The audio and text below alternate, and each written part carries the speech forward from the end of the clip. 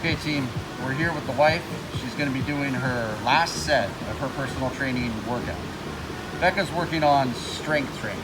Everybody's different, right? So when you're working with someone one-on-one, you try your best to help them with their goals, but you also assess and you see things that they maybe could work on. This could be from a physical fitness standpoint, like flexibility, strength, cardio, mobility, whatever, but it could also be from imbalances, okay? Beck has been doing a great job with her workouts. The problem is that she hasn't been able to work out as often as she likes. So we started working out more often at home after she would finish a nursing shift.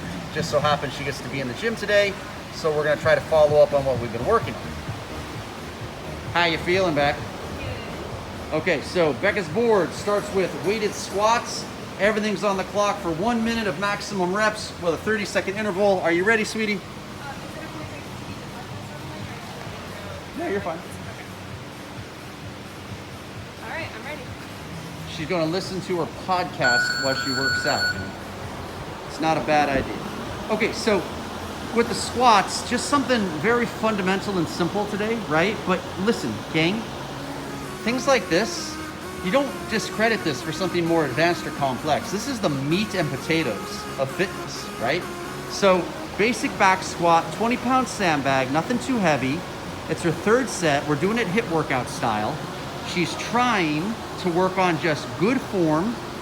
And because we're working out now about 5 days a week, we're trying to do each workout thorough, but we're not trying to kill her so that she's so exhausted she can't work out if the next day is the day that she's supposed to be exercising. You notice that she's keeping the weight in her heels. Knee behind the toe, good hip hinge. She maintains the natural curvature of the back. Weights on her traps. Beautiful.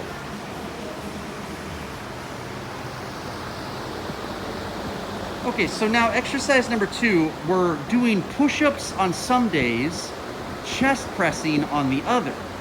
Now, sometimes we mix up the chest press and work on different inclines, but today is just a flat chest press. Now, even though she's not lifting her body weight like she would on a push-up, there is tremendous correlation between this flat chest press and push-ups. The more she does this, the more she can strengthen what for a lot of folks is the hardest part of the push-up, is getting those arms working. Now, the core is also a very hard thing to work on a push-up, but Becca has very good core strength, and she can do planks really well. So it's about improving her ability to press. What's nice about the dumbbells as opposed to a barbell is she has to work in a 3-dimensional plane to keep them balanced. I think she's working with 15s right now. These are 20s. These are 20s. There was a time where Becca was pressing, what, 30-pound dumbbells?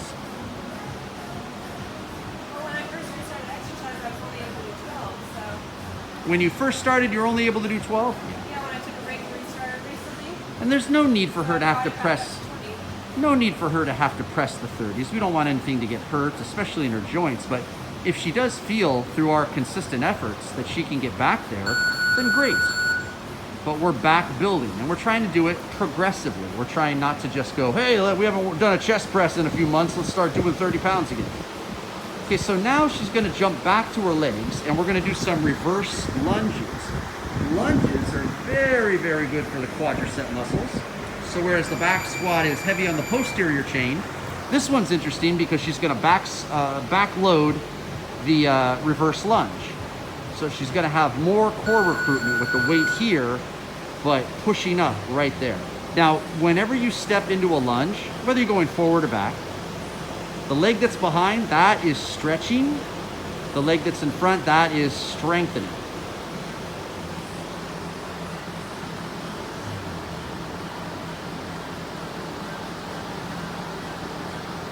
And, you know, again, just trying to be in the zone. Now, I said she's listening to a podcast. I don't mean that in a derogatory way. You know, that's what she's listening to motivational podcasts right now. Ways to, you know, work on self-improvement while you're literally doing the physical self-improvement. You got the mental and the physical, right? It's a nice little mini vacation from the stresses of daily life. And because Becca is a nurse, and we're in the middle of, you know, COVID pandemic, things are pretty stressful on the daily.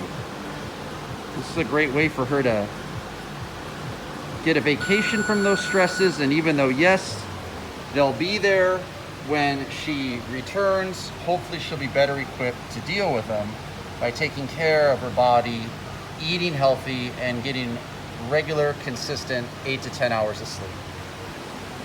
We really try to prioritize health at home, and we find that we treat each other well when we're healthy. We're happier even when things are stressful. It just makes things better for us. Okay, so now the triceps overhead extension. It's a great exercise in my opinion. You can do tricep dips, side tri rise, tricep press down. I mean, there's a lot of things that you can do for your triceps. But this one right here, it's very, very hard to cheat on it. You know what I mean? You've got to get it extended overhead. And if you're not, it's very obvious that someone isn't. And because it encourages full range of motion, the long head of the triceps gets a lot of activation. So, squats, we were starting, legs, then arms and chest, then legs, and we jump back to arms. So even though there's only a 30-second interval, we're trying to find other ways to give our body a little bit of rest while we still keep it challenged, while we still keep the fire stoked. And you notice that Becca's dropping weight. That's the responsible thing to do. I always encourage all clients to do that, and they can continue on. That way they don't injure themselves. If you can't maintain the form, you need to drop weight. That's a great thing to just bear in mind. If it's burning, but you can handle it, you could persevere. But if all of a sudden you can't complete the exercise, or you sense in yourself, oh, I'm not gonna make it, you should put the weight down, rest, maybe pick it up again if there's still time. Who knows, you might get your second wind. Otherwise, drop weight, get a few more reps in. Okay, so bicep curls. Again, the meat and potatoes of fitness. There's nothing fancy here. She's not doing any kind of complex curl. She's just grinding, but we're doing it thorough, right? So we're trying to hit every part of her body.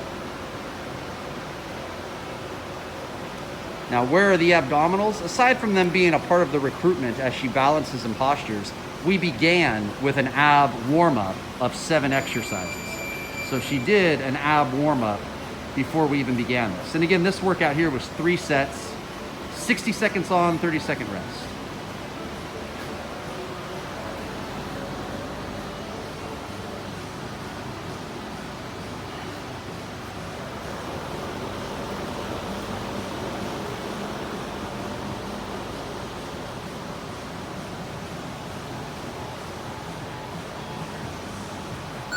It's good, sweetie.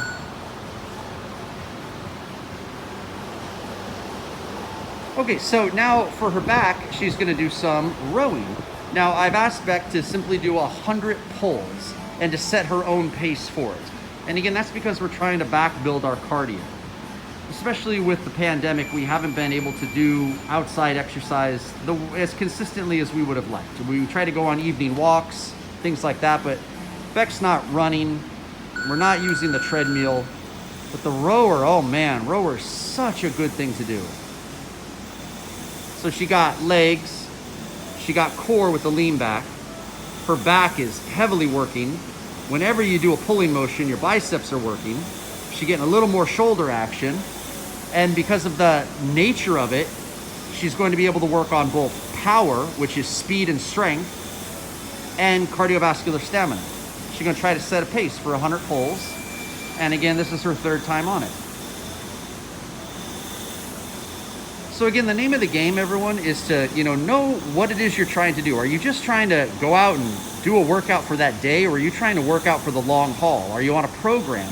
And if you are on a program, you want to stick to that program until you start to progress and build your skill. And then you can start to change it up so that you can stimulate the nervous system into doing things differently. But consistency is key. And you have to couple that with healthy eating and regular rest, and hopefully other positive things like good companionship and friendship, love and respect for those companions, healthy spirit, healthy heart, healthy mind, healthy body. Very hard to have them all, but I think that's definitely worth striving for and working for.